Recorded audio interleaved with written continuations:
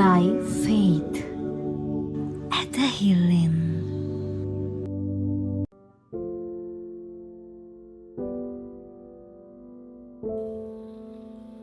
අහෝ ශුද්ධාත්මයාණනි, ඔබ වහන්සේ අපව මඟ පෙන්වන විදිය, ඔබ වහන්සේ අපේ ජීවිතවල ක්‍රියා කරන විදිය හරි පුදුමාකාරයි ස්වාමිනි. ඔබගේත් මගේත් ජීවිතයේ මහා පුදුමාකාර විදියට මෙහෙම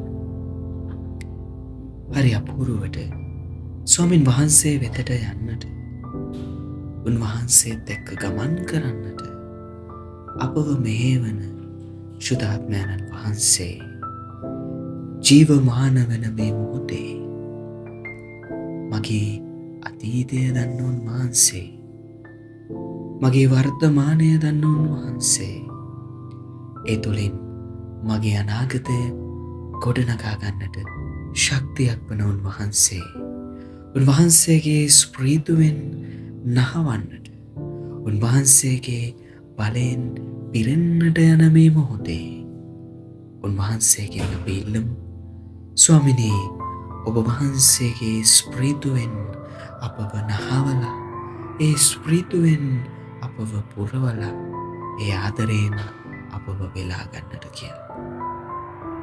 ස්වාමිනී, මම අරගල මැද, පීඩා මැද, කරදර මැද ජීවත් වන කෙනෙක්. මානසිකවම මම ශක්තිමත් නැහැ.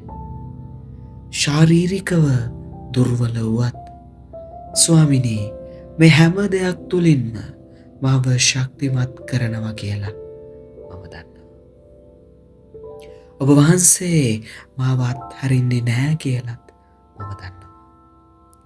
ස්වාමිනී, නැවතත් මාව පනගන්වලා මගේ ඇට මස් ලේනහර තුළට ඔබ වහන්සේගේ ස්ප්‍රීතුව ගලාගෙන එන්නට සලස්වන්න. ඔබ වහන්සේ එදා සේනා කුලුශාලාවේදී මරියාවන් ගෝලයන් ඉදිරියේ වැඩ සිටිය වගේ ඔබ වහන්සේ එදා ඔවුන්ව ශක්තිමත් කළා වගේ මගේ ජීවිතය අද ඉඳලා මඟ පෙන්වන්න. ඔබ වහන්සේ මාව නැවත පනගන්වලා මෙහෙවන්න ස්වාමිනී. මම කොච්චර ඇද වැටුණත් ජීවිතේ තීරණ ගන්න බැරි වෙන තැන්වලදී පවා ඔබ වහන්සේ මාත් එක්කම ඉඳලා මාව ශක්තිමත් කරන්න, මට මඟ පෙන්වන්න ස්වාමිනී.